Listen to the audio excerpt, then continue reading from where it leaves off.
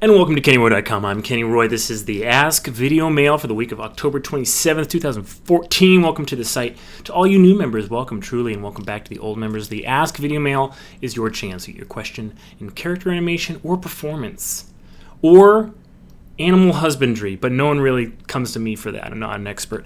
Answered in a video just like this one. Good joke, Kenny. Just stop it with it. But I need your question if I'm going to answer it, don't I? Yes, I do. So please send your questions to webmaster@kennyroy.com. I go through all the questions and I answer the ones that I think will help the most people. There's no such thing as a stupid question, and it is the best way to get the most out of the site. It is getting close to November. And November is a very exciting time. We have CTN coming up and Thanksgiving. Right after that, I'm going to give a lecture at Autodesk University in Las Vegas, Nevada. Normally, AU is AU to people who are in the know.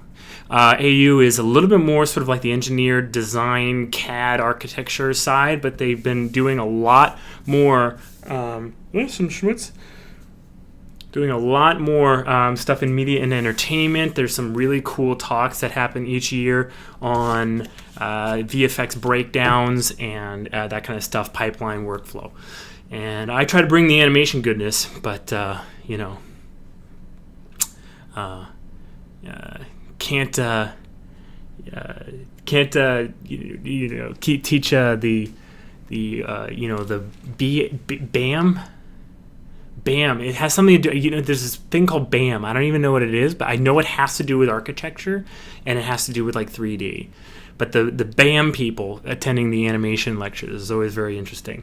No offense to them, but normally they don't really know what the heck I'm talking about, which is okay. But you guys know what I'm talking about. You guys want to see. You guys want to be a part of it, right? So let's get to this week's question. I think you'll like it.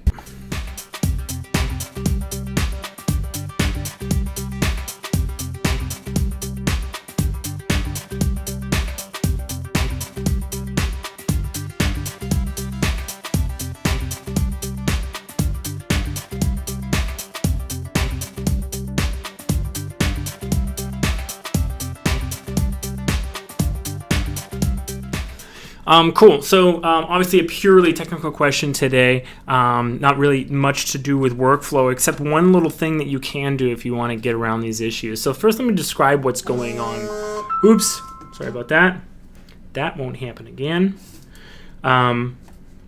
So the stop vibrating. What's happening is Maya has to go through a lot of calculations in order to show you what it is showing you. Think about it this way. If you are, let's say that you are holding a fork and you are, you just decided to yourself that you are going to bend one prong of this fork out of the four, basically, as fast as you can, and whenever you decide to bend a new one, you just move your finger. Now you can do that very quickly, right? However, what if you have to send your friend to the baker, and then the baker tells you which prong to bend, and then your friend comes back, right? That's going to make the process go very, very, very, very long. So even though you have the ability to do this very, very, very quickly, if you're waiting for that feedback and this is dependent on that feedback, it's going to be slowed way down. That's the exact same thing that's happening in Maya when you add things like motion trails to your shots, to your rigs, and here's why. The rig that you're seeing, the geometry that you're seeing, is based on a huge number of nodes that are all interconnected. So, for instance, where if you have parented or constrained something to the tip of your rig's nose, okay, and you're just trying to like track those arcs, or even worse, like if you're using motion trails, editable motion trails, if you've made an editable motion trail on like an IK wrist controller. What it is doing is it is saying, okay, what is the position of this this wrist? But it's not just saying what is the position of this wrist right now. It's saying what is the position of this object that is a child of this bone, which is parent constrained to this controller, which is parent constrained to this joint, which is parent constrained to a handle that has a switch that has an animation curve on it, so check if it's on or off, if it's FK or IK, and the handle is being solved by a rotation plane solver in IK, and that entire system involves this elbow and this shoulder.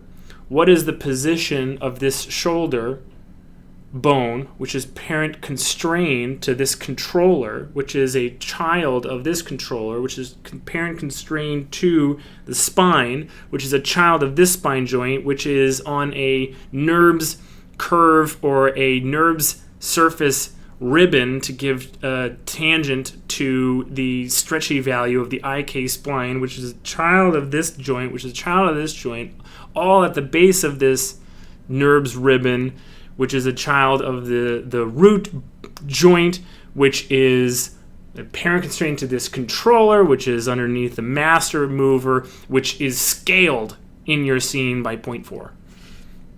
Every single frame that you try to adjust the motion, the editable motion trail. All right. Now, all that obviously wasn't really a well put together setup.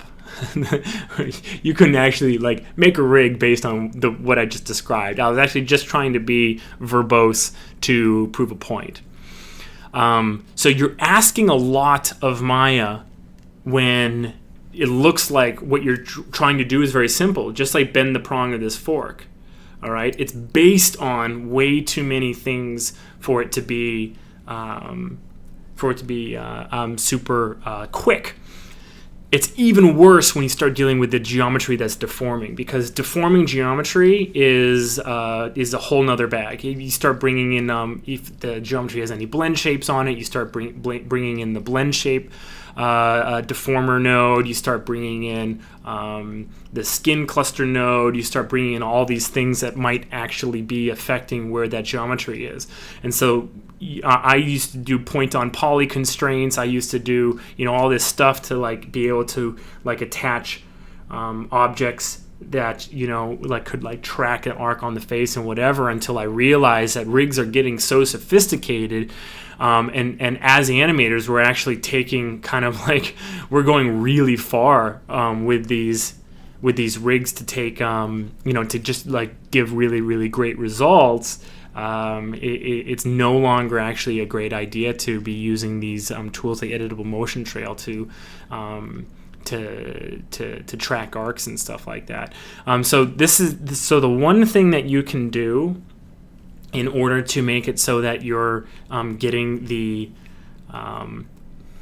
result that maybe you can start working with is to try to use a version of the rig that is a little less complex. Certainly one that doesn't have any deformation on it, and that might not actually be possible depending on what rig you're using. Like the question here is talking about the Mary rig, the one that just came out, that super appealing rig that came out for free for everybody to use. But other ones are out there and available, and people are having sort of the same results with them. So there you have it. You really can't get around having Maya calculate it. I suppose there could be a way to script this to script this action. what the way you'd have to do it though, and obviously if I'm telling you this and you didn't have this question, you could figure this out just as easily as I could, and me telling you wouldn't be any help. But for the people who maybe want to start looking into scripting, and this seems like a pretty simple script to do, what you would do is you would create an object. The object would be in world space, but it would be parent constrained to, let's say, like your wrist. Okay, and then it would copy the animation and remove that constraint, and then you'd make the editable motion trail on that object. Then whenever you change the editable motion trail and that animation was updated, whenever it's changed, it would copy the animation back onto the rig. So you would get that feedback that's actually very, very quick, because a sphere, or whatever object you're using, a sphere in world space, very, very, very simple and fast and easy to adjust that editable motion trail. That's what they were made for, really, is for like objects, like kind of like out in the world space, in the real world, not like stuff that's super like piled on with constraints and deformers and stuff like that. So you'd have that instantaneous feedback as you are moving that object, moving that motion trail, and that object would update. And then when you let go and it's a change, the script would copy it back over. So at least you'd have quick feedback, but you'd take a second to, it might be an instant, to add that key or to change that key back on the rig. That's a lot of, that's a lot of trouble to try to get use out of a tool that a rig wasn't actually engineered to use, though. I'm all about workflow. I'm all about getting stuff done as great and as good looking and as efficiently as possible. I'm not about taking a lot of your time that you could be using, or you might have already been able to make up for beforehand by having good workflow from the start, animating with tempo, that kind of stuff. Taking all that time to like create a system to sort of jerry-rig, a complex character with a tool like editable motion trails. In fact, I might start thinking about how editable motion trails fit together with tempo, maybe in the beginning. In fact, this idea just dawned on me, and this might be a good lecture topic to kind of explore there. Certainly with arcs, you could get some pretty sweet arcs going if you animate with tempo and editable motion trails. Interessant. All right. I appreciate that question. I think it's pretty good, and I just want to show you just real quick. I'm dealing with something almost similar on my own. This is for a commercial, and just the feedback on this scene, it's just so freaking slow. And I just don't have the ability to use any of my normal tools on this, just because there's so much kind of like piled on already. So I feel for you, man. I mean, don't think that at like the upper levels, or I'm not going to call myself the upper levels, whatever. Don't think that like in commercial work that we don't encounter these things all the time. It's not like you're a like a small isolated kind section of animation that has all these problems that like are just bothering you, and the rest of us are just cruising along. For those things that I can help with, normally it's workflow but based, isn't it? So that's why I try to jump in. But at any rate, I appreciate that question. You guys know the address to send the rest of your questions to. There it is, webmaster@kennyroy.com. Looking forward to seeing more. I'm Kenny Roy. This has been a blast. Good luck with your animation. As always, rock on.